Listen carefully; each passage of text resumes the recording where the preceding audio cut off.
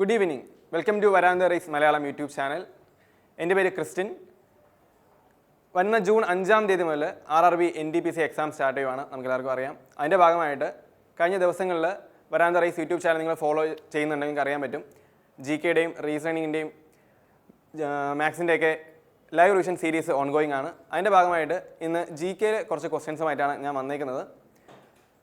RRB NTPC എക്സാമിനെ സംബന്ധിച്ചിടത്തോളം നിങ്ങൾക്കറിയാം എന്തുമാത്രം ഇമ്പോർട്ടൻ്റ് ആണ് GK എന്ന് പറയുന്ന ടോപ്പിക് എന്ന്. ഏകദേശം 40 മാർക്കാണ് 100 ക്വസ്റ്റ്യനിൽ നമുക്ക് 40 ക്വസ്റ്റ്യൻസ് ആണ് GK ടോപ്പിക്കിൽ നിന്ന് വരുന്നത്. അപ്പോൾ നമ്മുടെ ക്വസ്റ്റ്യൻ ആൻസർ ഫോർമാറ്റിൽ മാത്രമായിരിക്കില്ല പോകുന്നുണ്ടാകുന്നത്, മറിച്ച് ക്വസ്റ്റ്യനും ആൻസറും അതിൽ ബാക്കിയുള്ള ഓപ്ഷൻസ് നമ്മൾ അനലൈസ് ചെയ്യും. അതുമായിട്ട് ബന്ധപ്പെട്ട് ഏതെങ്കിലും ഇമ്പോർട്ടൻറ്റ് ഫാക്ട്സ് ഉണ്ടെങ്കിൽ നമ്മൾ അതും കൺസിഡർ ചെയ്യുന്നതായിരിക്കും. സോ അതുകൊണ്ട് വേണ്ട let's start. So first question ഇതാണ്. The Khajuraho Group of Monuments is a UNESCO World Heritage Site located in. ഇന്ത്യയുടെ ഏത് സംസ്ഥാനത്തിലാണ് ഖജുരാഹോ ഗ്രൂപ്പ് ഓഫ് മോണുമെൻറ്റ്സ് എന്ന് പറയുന്ന UNESCO world heritage site locate ചെയ്തിരിക്കുന്നതെന്നാണ് ചോദിച്ചിരിക്കുന്നത്. Option A Madhya Pradesh, B Uttar Pradesh, Uttarakhand, Chhattisgarh. നിങ്ങൾ കുറച്ച് പേർക്കും അറിയായിരിക്കും ഇതിൻ്റെ ഉത്തരം ശരിക്കും മധ്യപ്രദേശാണ്. ഇതിൻ്റെ ഉത്തരം മധ്യപ്രദേശാണ്. ഖജുരാഹോ ഗ്രൂപ്പ് ഓഫ് മോണുമെൻറ്റ്സ്, ഇതൊരു ബാക്കി ബന്ധപ്പെട്ട ക്വസ്റ്റ്യൻസ് നോക്കിയാൽ ഇത് ഏത് ഡൈനാസ്റ്റിയാണ് ഖജുരാഹോ ഗ്രൂപ്പ് ഓഫ് മോണുമെൻറ്റ്സ് പണികഴിപ്പിച്ചെന്ന് ക്വസ്റ്റ്യൻ വരാം. ചണ്ടേല ഡൈനാസ്റ്റിയാണ്. ചണ്ടേല ഡൈനാസ്റ്റി ഏകദേശം 950 AD മുതൽ 1050 AD വരെയാണ് ഇത് ഇൻ ബിറ്റ്വീൻ ആണ് ഇത് പണി കഴിപ്പിച്ചതെന്നാണ് പറയപ്പെടുന്നത്. ഓക്കെ, 950 AD മുതൽ 1050 AD വരെ. നമുക്കറിയാം ഓരോ കൺസ്ട്രക്ഷൻ നമ്മുടെ ഇന്ത്യയിൽ നമ്മുടെ മോണുമെൻറ്റ്സ് കൺസിഡർ ചെയ്യുമ്പോൾ ഡിഫറെൻറ്റ് സ്റ്റൈൽസ് ഓഫ് കൺസ്ട്രക്ഷൻസ് ഉണ്ട്. നമുക്ക് വേസ്ര സ്റ്റൈൽ ഓഫ് കൺസ്ട്രക്ഷൻ ഉണ്ട്, അതുപോലെ ആർക്കിടെക്ചർ നാഗരാജ് സ്റ്റൈൽ ഉണ്ട്, ദ്രവിഡിയൻ സൗത്ത് ഇന്ത്യയിൽ കാണപ്പെടുന്ന ദ്രവിഡിയൻ സ്റ്റൈൽ ഓഫ് ആർക്കിടെക്ചറാണ്. അതിൽ നമ്മുടെ ഖജുരാഹോ ഗ്രൂപ്പ് ഓഫ് മോണുമെൻറ്റ്സ് എടുക്കുമ്പോൾ അത് ആക്ച്വലി നഗര സ്റ്റൈൽ ഓഫ് ആർക്കിടെക്ചറാണ്. നഗര അല്ലെങ്കിൽ നാഗര സ്റ്റൈൽ ഓഫ് ആർക്കിടെക്ചർ നമുക്ക് പറയാൻ പറ്റും. ഓക്കെ, ഇനി നമ്മൾ ബാക്കി ക്വസ്റ്റ്യൻ നോക്കിയാൽ യുനെസ്കോ വേൾഡ് ഹെറിറ്റേജ് സൈറ്റ് ആണ് നമ്മൾ ക്വസ്റ്റ്യനിൽ തന്നെ പറഞ്ഞു ഖജുരാഹോ മോണുമെൻറ്റ്സ്. അത് ഏത് വർഷമാണ് ഖജുരാഹോ മോണുമെൻറ്റ്സിനെ യുനെസ്കോ ഹെറിറ്റേജ് സൈറ്റിൽ പ്രഖ്യാപിച്ചെന്ന് ചോദിക്കാം. അതിൻ്റെ ആൻസർ 1986 ആണ്. 1986 ഖജുരാഹോ മോണുമെൻറ്റ്സിനെ യുനെസ്കോ വേൾഡ് ഹെറിറ്റേജ് സൈറ്റായിട്ട് പ്രഖ്യാപിക്കുന്നത്. ഓക്കെ, അവിടെ യുനെസ്കോ സൈറ്റ് നമുക്ക് യുനെസ്കോ എന്താണെന്നറിയാലോ, united nation educational scientific and cultural organisation. ഈ ഓർഗനൈസേഷനിൽ നമ്മുടെ നേഷൻ നമ്മൾ കൺസിഡർ ചെയ്യുമ്പോൾ അവിടെ കുറേ നേഷണൽ വേൾഡ് വൈഡ് നമ്മൾ കൺസിഡർ ചെയ്യുമ്പോൾ തന്നെ കൾച്ചറൽ അല്ലെങ്കിൽ ഹെറിറ്റേജ് ഇമ്പോർട്ടൻസ് ഉള്ള ഹിസ്റ്റോറിക്കൽ ഇമ്പോർട്ടൻസ് ഉള്ള കുറച്ച് മോണുമെൻറ്റ്സ് ഉണ്ടാവും അല്ലെങ്കിൽ സൈറ്റ്സ് ഉണ്ടാവും. അതിനെന്ത് ചെയ്യണം, നമ്മൾ കൺസേർവ് ചെയ്യാൻ അല്ലെങ്കിൽ പ്രൊട്ടക്റ്റ് ചെയ്യാൻ വേണ്ടിയിട്ട് വേൾഡ് ഹെറിറ്റേജ് സൈറ്റായിട്ട് പ്രഖ്യാപിക്കും. ഓക്കെ, അപ്പോൾ ഇത് യുനെസ്കോ എന്ന് പറയുന്ന യുനെസ്കോ എന്ന് പറയുന്ന ആ ഒരു ഓർഗനൈസേഷൻ നമ്മൾ നോക്കിയാൽ അത് ഫൗണ്ട് ചെയ്യുന്നത് 1945 1945 യുനെസ്കോ എന്ന് പറയുന്ന ഓർഗനൈസേഷൻ ഫൗണ്ട് ചെയ്യുന്നത്. ഇനി ഏത് വർഷം മുതലാണ് നമ്മുടെ ഇന്ത്യയിൽ യുനെസ്കോ വേൾഡ് ഹെറിറ്റേജ് സൈറ്റുകൾ ആയിട്ട് മാറ്റുമെന്ന് ചോദിച്ചാൽ 1983 മുതലാണ്, 1983. ഓക്കെ, ഞാൻ നെക്സ്റ്റ് പേജ് എടുക്കാം.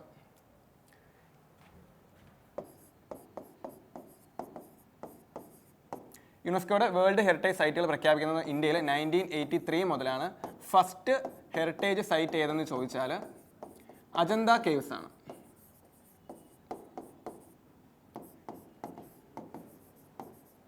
അജന്ത കേവ്സ് എവിടെയാണെന്ന് അറിയാലോ, ഇവിടെ മഹാരാഷ്ട്രയാണ് അജന്ത കേവ്സ് ലൊക്കേറ്റ് ചെയ്തിരിക്കുന്നത്. 1983 അജന്ത കേവ്സിനെ യുനെസ്കോയുടെ വേൾഡ് ഹെറിറ്റേജ് സൈറ്റുകളിൽ ലിസ്റ്റിൽ പ്രഖ്യാപിക്കുന്നത്. ഓക്കെ, ഇനി ഇന്ത്യയിൽ എത്ര യുനെസ്കോ സൈറ്റുകളുണ്ട്? ഇന്ത്യയിൽ actually 43 as of now 43 world heritage സൈറ്റുകളാണ് ഉള്ളത്. 43. അതിൽ തന്നെ നിങ്ങൾ നോക്കണം, ഇത് ഒരു ഡാറ്റ നമ്മൾ കറണ്ട് അഫയേഴ്സ് നിങ്ങൾ അപ്ഡേറ്റ് ചെയ്തുകൊണ്ടിരിക്കണം. കാര്യം 43 ഇപ്പോൾ ഞാൻ ഈ വീഡിയോ എടുക്കുന്ന സമയത്തുള്ളതാണ്. ഇത് അപ്ഡേറ്റ് ആവും. അപ്പോൾ നിങ്ങൾ നോട്ടിൽ എഴുതിയെടുക്കുമ്പോൾ കറണ്ട് അഫയേഴ്സ് റിലേറ്റഡ് ഡേറ്റ് വരുമ്പോൾ എന്ത് ചെയ്യണം, ഇത് അപ്ഡേറ്റ് ചെയ്തുകൊണ്ടിരിക്കണം. ഓക്കെ, അപ്പോൾ 43 2024 43ാമത് വേൾഡ് ഹെറിറ്റേജ് സൈറ്റ് ആഡ് ചെയ്യപ്പെട്ടത്. ഏതാണെന്ന് വെച്ചാൽ ആസാമിലെ മൊയ് ഡാംസ് ആണ്. അത് മൊയ് ഡാംസ് ലേറ്റസ്റ്റ് എൻട്രി, ഇന്ത്യയുടെ ലേറ്റസ്റ്റ് എൻട്രിയാണ് മൊയ് ഡാംസ്. എന്താണ് മൊയ് ഡാംസ് എന്ന് വെച്ചാൽ അസാമിലെ കിങ്ഡമാണ്, ഡൈനാസ്റ്റിയാണ് ഉണ്ടായിരുന്ന ഡൈനാസ്റ്റിയാണ് അഹോം കിങ്ഡം അല്ലെങ്കിൽ അഹോം ഡൈനാസ്റ്റി.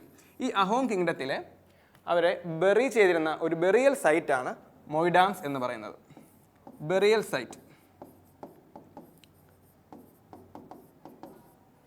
അസ്സാമിലെ അഹോം കിങ്ഡം, അഹോം ഡൈനാസ്റ്റിയുടെ രാജാക്കന്മാരെ മരിച്ചു കഴിയുമ്പോൾ ബറി ചേരുന്ന സ്ഥലമാണ് മൊയ്ഡാംസ്. ഇതാണ് 2024 43ാമത് വേൾഡ് ഹെറിറ്റേജ് സൈറ്റായിട്ട് പ്രഖ്യാപിച്ച സൈറ്റ്. ഓക്കെ അല്ലേ? സോ ബാക്ക് ടു ക്വസ്റ്റ്യൻ, എന്തെങ്കിലും നമുക്ക് വിട്ടുപോയിട്ടുണ്ടോ നോക്കാം. ഓക്കെ ആണ്. അപ്പോൾ നമ്മൾ പറഞ്ഞു, നമ്മൾ ക്വസ്റ്റ്യൻ ആൻസർ മധ്യപ്രദേശ് മാത്രമാണ്, പക്ഷേ നമ്മൾ അതിന് റിലേറ്റഡ് ആയിട്ട് കുറച്ചധികം ഫാക്ട്സ് നമ്മൾ ഡിസ്കസ് ചെയ്യുന്നുണ്ടായി. ഓക്കെ അല്ലേ? നോട്ട് ചെയ്യണമെങ്കിൽ നോട്ട് ചെയ്യാം.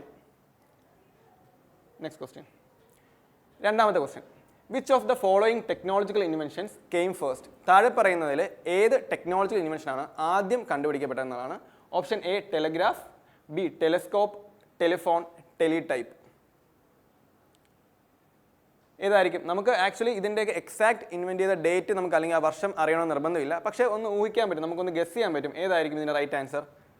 അതെ, ടെലസ്കോപ്പാണ് ഇതിന് റൈറ്റ് ആൻസർ. ടെലസ്കോപ്പാണ് ഇതിൽ തന്നിരിക്കുന്ന ഇൻവെൻഷൻസിൽ ആദ്യമായിട്ട് കണ്ടുപിടിക്കപ്പെട്ടത്. ഓക്കെ, ടെലസ്കോപ്പ് കണ്ടുപിടിച്ചത് ആക്ച്വലി 1608 1600, എക്സാക്ട് പറഞ്ഞാൽ 1608. ഇവിടെ ഒരു പോപ്പുലർ മിസ്കൺസെപ്ഷൻ ഉണ്ട്. ഗലീലിയോ ഗലീലിയാണ് ടെലസ്കോപ്പ് കണ്ടുപിടിച്ചതെന്നാണ് പൊതുവേ പറയുന്നത്, പക്ഷേ ആക്ച്വലി ഇതിൻ്റെ ആൻസർ ഹാൻസ് ലിപ്പർഷെ ആണ്. ഹാൻസ് ലിപ്പർഷെ.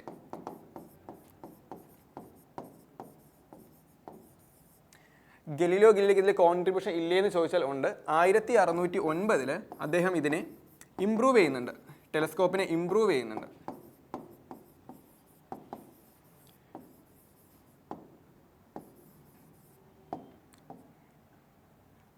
സോ ഒന്നുകൂടെ പറയാം, 1608 ഹാൻസ് ലിപ്പർഷെ ആണ് എന്ത് ചെയ്യുന്നത്, ടെലസ്കോപ്പ് ഇൻവെൻറ്റ് ചെയ്യുന്നത്. 1609 ഗലീലിയോ ഗലീലി എന്ത് ചെയ്യുന്നുണ്ട്, ആ ടെലസ്കോപ്പിനെ ഇംപ്രൂവ് ചെയ്യുന്നുണ്ട്. സോ പൊതുവെ ഒരു ഞാൻ പറഞ്ഞതുപോലെ റിപ്പീറ്റ് ചെയ്യുന്നതാണ്, മിസ്കൺസെപ്ഷൻ ഉണ്ട്, ഗലീലിയോ ആണ് ടെലസ്കോപ്പിന് ഇൻവെൻഷൻ്റെ പറയുന്നത്, എന്നാൽ അത് തെറ്റാണ്. ഓക്കെ, ബാക്കിയുള്ള ഓപ്ഷൻസ് കൂടെ നമുക്ക് ഡിസ്കസ് ചെയ്യാം.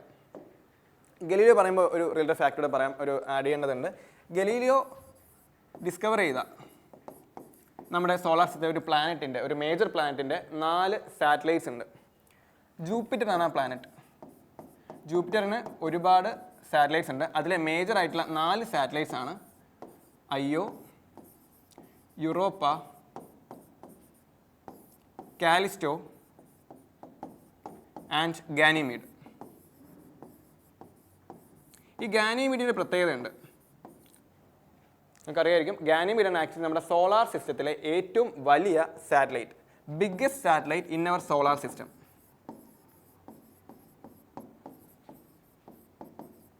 ഓക്കെ, അപ്പോൾ എഗെയിൻ ഞാൻ റിപ്പീറ്റ് ചെയ്യുകയാണ്. ഈ പറഞ്ഞ അയ്യോ, യൂറോപ്പ, കാലിസ്റ്റോ ആൻഡ് ഗാനിമീഡ്, ഈ 4 സാറ്റലൈറ്റുകളും ഡിസ്കവർ ചെയ്യുന്നത് ആരാണ്? ഗലീലിയോ ആണ്. അത് ഒരു അഡീഷണൽ ഫാക്റ്റായിട്ട് നോട്ട് ചെയ്ത് വെക്കാം. ഇനി നമുക്ക് ബാക്കിയുള്ള ഇൻവെൻഷൻ, നമുക്കിനി ടെലഗ്രാഫ് എന്താണെന്ന് ഡിസ്കസ് ചെയ്യാം. ടെലഗ്രാഫ്, നമ്മൾ ടെലസ്കോപ്പ് പറഞ്ഞു, ഇനി ടെലഗ്രാഫ്. ടെലഗ്രാഫ് എന്ന് പറയുന്നത്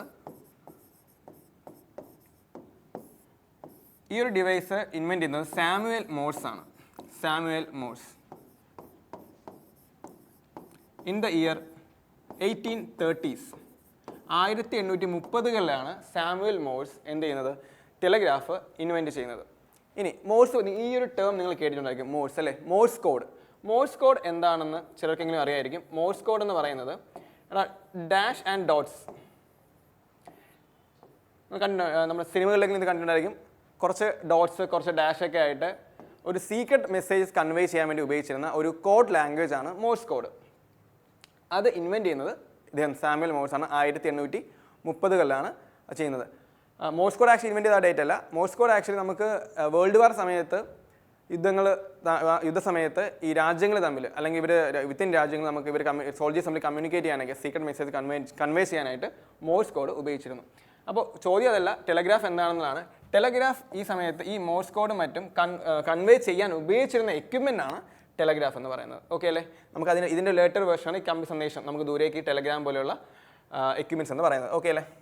ഇനി ബാക്കിയുള്ള എക്യുപ്മെൻറ്റ്സ് നോക്കാം. ടെലിടൈപ്പ്. ടെലിടൈപ്പ് പറയുമ്പോൾ ഇതിനോട് ചേർത്ത് വെച്ച് പഠിക്കേണ്ട ഒരു ടേമാണ് ടെലിടൈപ്പ്. പേര് പറഞ്ഞു ടൈപ്പ്, എന്താ പറയുക, ടൈപ്പ്റൈറ്ററിന് സമാനമായ സിമിലർ ആയിട്ടുള്ള ഒരു എക്യുപ്മെൻ്റ് ആണ് ടെലിടൈപ്പ് എന്ന് പറയുന്നത്. ഓക്കെ, ഇനിയുള്ളത് ടെലിഫോണാണ്. ടെലിഫോണിൻ്റെ ഇൻവെൻറ്റർ ആരാണെന്ന് നിങ്ങൾക്ക് അറിയായിരിക്കും. ആരാണ്? അലക്സാണ്ടർ ഗ്രഹാം ബെൽ ആണ്. ഇത് ഓർത്ത് വയ്ക്കാൻ കോഡ് ഇതാണ്, ഗ്രഹാം ബെൽ അല്ലേ. ഫോൺ ബെല്ലടിക്കുന്നു അല്ലെങ്കിൽ റിങ് ചെയ്യുന്നു, ബെല്ലടിക്കുന്നു ഓർത്ത് വെച്ചാൽ മതി, നമുക്ക് ഗ്രഹാം ബെൽ കിട്ടും. ഇനി വർഷം ഓർക്കാൻ എളുപ്പമാണ്, 1876 ആണ്. 876 1876 ടെലിഫോൺ കണ്ടുപിടിക്കപ്പെട്ട വർഷം by Alexander Graham Bell. Okay അല്ലേ? നോട്ട് ചെയ്യുമെന്ന് വിശ്വസിക്കുന്നു. അടുത്ത ക്വസ്റ്റ്യനിലേക്ക് പോവാം. Which of the following is not a greenhouse gas? താഴെ പറയുന്നതിൽ ഗ്രീൻ ഹൗസ് ഗ്യാസ് അല്ലാത്തത് ഏത് എന്നാണ് ചോദിക്കുന്നത്. Nitrous oxide, methane, sulphur hexafluoride, copper dioxide. Okay, ഉത്തരം ആക്ച്വലി കോപ്പർ ഡയോക്സൈഡ് ആണ്. Copper dioxide.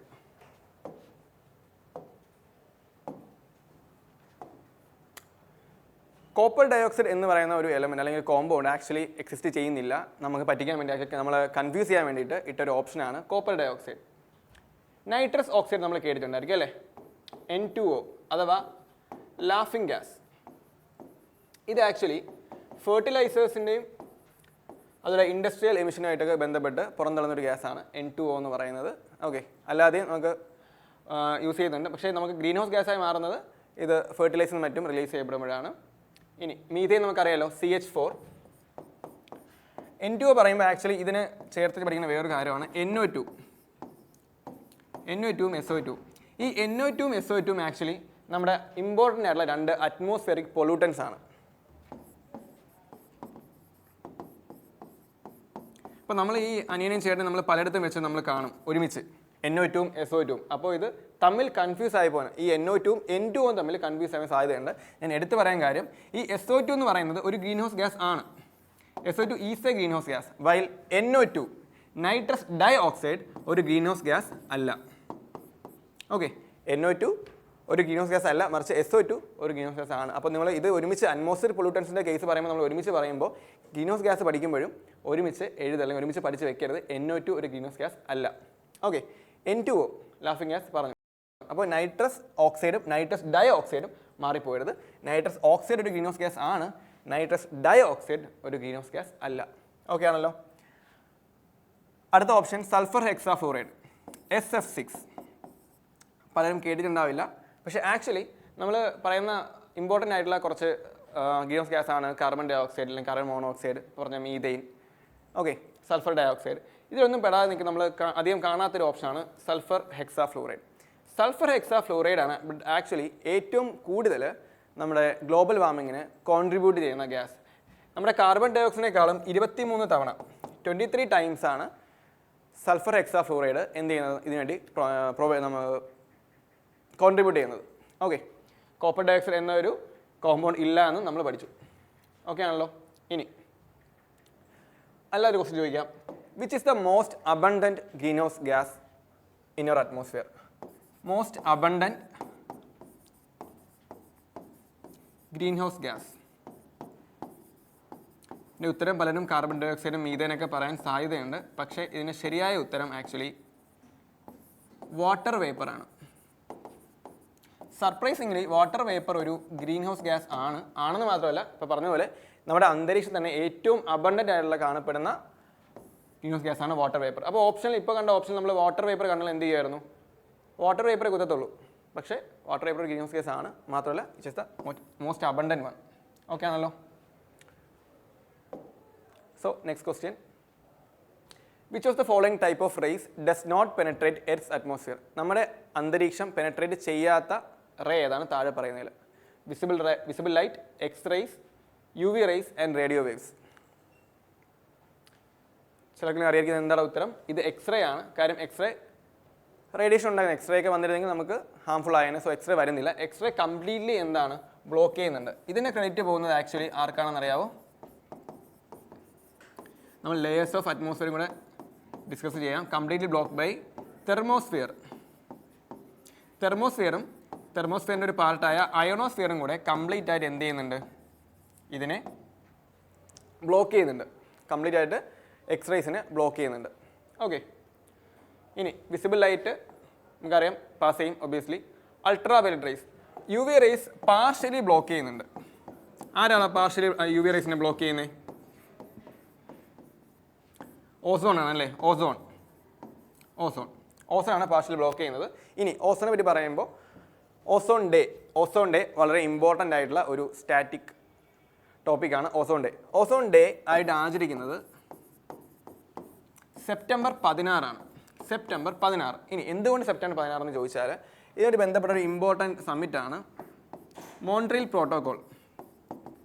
മോൺട്രിയൽ വെച്ചുള്ള സമ്മിറ്റിൽ ഡിസൈഡ് ചെയ്തതാണ് ഈ ഓസോൺ കൺസർവേഷൻ കാര്യങ്ങളൊക്കെ. So Montreal protocol in the year 1987 Montreal എവിടെയാണ്? മോൺട്രിയൽ കാനഡയിലാണ്. കാനഡയിലെ മോൺട്രിയൽ വെച്ചിട്ടാണ് തീരുമാനിച്ചത്. സോ മോൺട്രിയൽ പ്രോട്ടോകോൾ 1987 സെപ്റ്റംബർ 16 എല്ലാ വർഷവും ഓസോണിൻ്റെ കൺസർവേഷനും പ്രൊട്ടക്ഷനും വേണ്ടിയിട്ട് ഒരു ഡേ വേണമെന്ന് തീരുമാനിക്കുന്നതും തുടർന്നുള്ള കൺസർവേഷൻ ആക്ടിവിറ്റീസ് അല്ലെങ്കിൽ ആക്ഷൻസ് എടുക്കുന്നതും. ഓക്കെ അല്ലേ? ഇനി ഓസോൺ പറയുമ്പോൾ ഓസോണിൻ്റെ തിക്നെസ് മെഷർ ചെയ്യുന്ന ഒരു യൂണിറ്റ് ഉണ്ട്. ഓസോൺ ലെയറിൻ്റെ തിക്നെസ് മെഷർ ചെയ്യുന്ന യൂണിറ്റ് ആണ് ഡോപ്സൺ. എന്താണ് ഡോപ്സൺ? ഇമ്പോർട്ടൻ്റ് ആണ്. TCS ആണ് നമ്മുടെ എക്സാം കണ്ടക്ട് ചെയ്യുന്നത്. TCSൻ്റെ തന്നെ PYQ എന്നാണ് നമ്മൾ ക്വസ്റ്റ്യൻസ് എഴുതിയിട്ടുള്ളത്. ഓക്കെ, ഇപ്പോൾ ക്വസ്റ്റ്യൻ ഈവൻ ദോ നമ്മൾ ഏത് റേ ആണെന്ന് മാത്രം നോക്കിയെന്ന് മാത്രമല്ല നമ്മൾ ബാക്കിയുള്ള ഓപ്ഷനെ കൂടെ നമ്മൾ ഡിസ്കസ് ചെയ്തു. ഇനി റേഡിയോ വേവ്സ് അറിയില്ല. റേഡിയോ വേവ്സ് എന്താണ്? നമ്മൾ ഈ പറയുന്ന അയോണോസ്ഫിയർ, ഇവിടെ പറയുന്നത്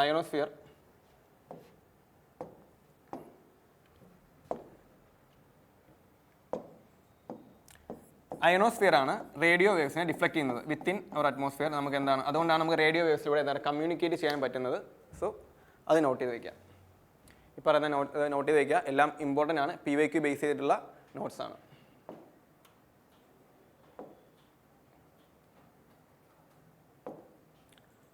so next question. The Jekwadi project, which is one of the largest irrigation projects, is on the river. ഇന്ത്യയിൽ തന്നെ ഏറ്റവും ബിഗ്ഗസ്റ്റ് ഇറിഗേഷൻ പ്രോജക്റ്റിൽ ഒന്നാണ്, അല്ലെങ്കിൽ ഹൈഡ്രോളിക് പ്രോജക്റ്റിൽ ഒന്നാണ് ജേക്വാഡി പ്രോജക്റ്റ്. അത് ഏത് നദിയിലാണ് എന്നുള്ളതാണ്. Option A Godavari, B Narmada, Krishna and Tapi. ഇതിൻ്റെ കറക്റ്റ് ആൻസർ ആക്ച്വലി ഗോദാവരിയാണ്. ഓക്കെ, ഓപ്ഷനിലേക്ക് വരാം. അതിന് മുന്നേ നമുക്ക് കുറച്ച് സ്റ്റാറ്റിക് ഡാറ്റ നോക്കാം. ഓക്കെ, ലോങ്ങസ്റ്റ് റിവർ, നമ്മുടെ ഇന്ത്യയിൽ തന്നെ ഏറ്റവും ലോങ്ങസ്റ്റ് റിവർ ഏതാണെന്ന് അറിയാലോ?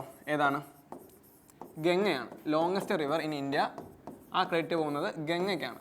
ഗംഗയുടെ ലെങ്ത്ത് പഠിക്കാൻ എളുപ്പമാണ്. എന്താണ്? 25 അല്ലേ? 2525 അതോ 25 കിലോമീറ്റർ ആണ് ഗംഗാ നദിയുടെ ലെങ്ത്ത് എന്ന് പറയുന്നത്. ഇനി ബ്രഹ്മപുത്ര എന്ന് one of the longest river ആണ്. പക്ഷേ അത് കംപ്ലീറ്റ്ലി ഒഴുകുന്നത് ഇന്ത്യയിൽ കൂടെ അല്ല. അറിയാലോ, നമ്മുടെ നോർത്ത് ഈസ്റ്റ് റീജിയനിൽ കയറുമ്പോഴാണ് ഇന്ത്യയിലേക്ക് വരുന്നത്. അതുവരെ ഇന്ത്യക്ക് പുറത്താണ് ഒഴുകുന്നത്. സോ ഫസ്റ്റ് പ്ലേസ് ഗംഗയ്ക്കാണെങ്കിലും സെക്കൻഡ് പ്ലേസ് കൊണ്ടുപോകുന്നത് ഗോദാവരിയാണ്. നമ്മുടെ ഓപ്ഷനിൽ നമ്മുടെ ഉത്തരം ഗോദാവരി ആയതുകൊണ്ട് തന്നെയാണ് ഞാൻ ഗോദാവരിയുടെ കുറച്ച് ഡാറ്റ നമുക്ക് ഡിസ്കസ് ചെയ്യുന്നത്. ഗോദാവരിയെ മറ്റൊരു പേരിട്ട് വിളിക്കും ദക്ഷിൺ ഗംഗ എന്ന് വിളിക്കുന്നത് ഗോദാവരി നദിയാണ്. ഇനി ഗോദാവരിയുടെ ലെങ്ത്തും കൂടെ നമുക്ക് ഡിസ്കസ് ചെയ്യാം. 1465 കിലോമീറ്റർ ആണ് ഗോദാവരി നദിയുടെ ലെങ്ത് എന്ന് പറയുന്നത്. ഓക്കെ ആണല്ലോ? ക്വസ്റ്റ്യനിലേക്ക് പോകാം നമുക്ക്. Back to the question. Godavari നമ്മൾ ഡിസ്കസ് ചെയ്തു. ഓക്കെ, ഇനി നമ്മൾ നദികൾ ജോഗ്രഫി പഠിക്കുമ്പോൾ തന്നെ റിവേഴ്സ് ഓഫ് ഇന്ത്യ ഒരു ഇമ്പോർട്ടൻറ്റ് ടോപ്പിക്കാണ്. അറിയാം, നമുക്ക് 2 ക്ലാസിഫിക്കേഷനാണ് നമുക്കുള്ളത്. ഹിമാലയൻ റിവേഴ്സും പെനിൻസുല റിവേഴ്സും. ഹിമാലയൻ റിവേഴ്സ് ഇമ്പോർട്ടൻറ്റ് മേജറായിട്ടുള്ള 3 ഏതൊക്കെയാണ്? ബിഗ് എന്ന code BIG, Brahmaputra, Indus and Ganges അഥവാ ഗംഗ. പെനിൻസുല റിവർ കുറേ ഉണ്ട്, അത് നോട്ട് ചെയ്തോണം. അപ്പോൾ പഠിക്കുമ്പോൾ പഠിക്കേണ്ടത് അതിൻ്റെ ലെങ്ത്ത് എല്ലാത്തിനെയും പഠിക്കേണ്ട, ഇമ്പോർട്ടൻ്റ് ആയിട്ടുള്ള റിവേഴ്സിനെ മാത്രം ലെങ്ത്ത് പഠിക്കുക. പക്ഷേ ഇതിൻ്റെ സോഴ്സ് ഇമ്പോർട്ടൻ്റ് ആണ്. ഇതിൻ്റെ വാട്ടർ ഷെഡ് ഏരിയ ഇമ്പോർട്ടൻ്റ് ആണ്. വാട്ടർ ഷെഡ് ഏരിയ എന്ന് വെച്ചാൽ ഇത് ഏത് സ്റ്റേറ്റ്സിലൂടെ ഒഴുകുന്നു, അല്ലെങ്കിൽ എവിടെയൊക്കെ ഏതുമാണ് പാസ് ചെയ്ത് പോകുന്നത്, ഇത് ഏത് സമുദ്രത്തെയാണ് പതിക്കുന്നത്. അറിയാം, നമ്മുടെ ഇപ്പോൾ ഇന്ത്യയിൽ നമുക്ക് ഇത് മറന്നുപോയത് A-B പഠിക്കാൻ എളുപ്പം ഇതാണ്. അറേബ്യൻ സീ ആണ്. നമ്മൾ മാപ്പ് വരയ്ക്കുമ്പോൾ ഇത് ഇന്ത്യയുടെ സദേൺ ഇന്ത്യയുടെ ഒരു ഷേപ്പാണ് വെച്ചാൽ അതിൽ A for Arabian Sea, B for Bay of Bengal. Okay, അപ്പോൾ ഇത് ചെന്ന് പതിക്കുന്നത്, ഓരോ നദികളും പഠിക്കുന്നത് ചെന്ന് പതിക്കുന്നത് എവിടെയാണെന്നും കൂടെ പഠിച്ചു വയ്ക്കുന്നത് വളരെ ഇമ്പോർട്ടൻ്റ് ആണ്. ഗോദാവരി നദിയുടെ നമ്മൾ ലെങ്ത്തും അത് ഡിസ്കസ് ചെയ്തു. ഇനി നർമ്മദ, കൃഷ്ണ, താപ്പി, ഈ 3 നദികളും. താപ്പി പറയുമ്പോൾ താപ്പി എന്ന് പറയുന്ന നദി ഒറിജിൻ ചെയ്യുന്നത് ആക്ച്വലി സത്പുര റേഞ്ചസിൽ നിന്നാണ്. സത്പുര റേഞ്ചസ്. നർമ്മദ നദി ഉത്ഭവിക്കുന്നത് അമർകന്തക്. അമർകന്തക്. കൃഷ്ണ നദി മഹാബലേശ്വർ.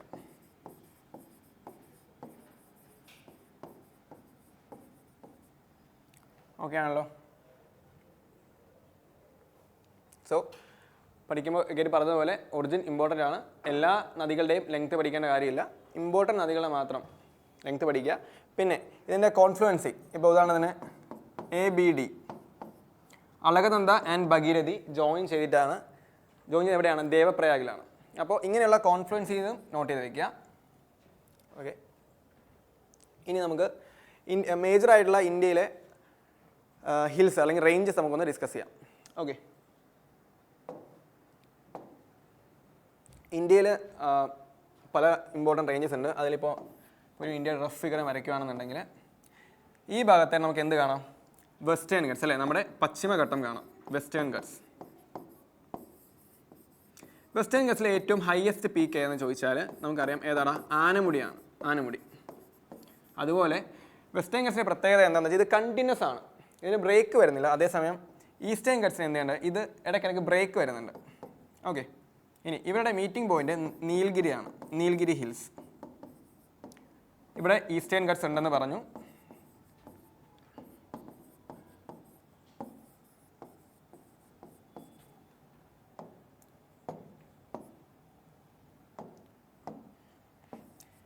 ഈസ്റ്റേൺ ഗട്ട്സിലെ ഏറ്റവും ഹയസ്റ്റ് പീക്കാണ് മഹേന്ദ്രഗിരി.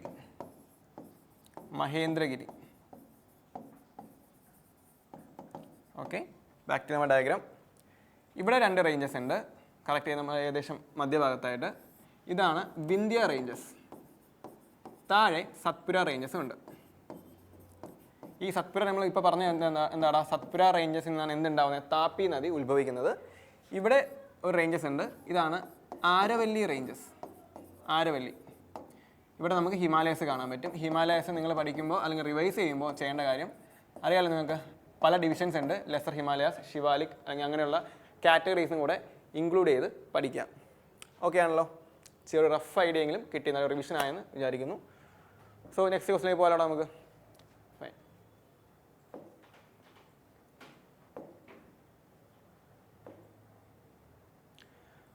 ഒരു വളരെ എളുപ്പമുള്ള ക്വസ്റ്റൻ ആണ്. pH value of a substance is lower than 7 it would be considered as.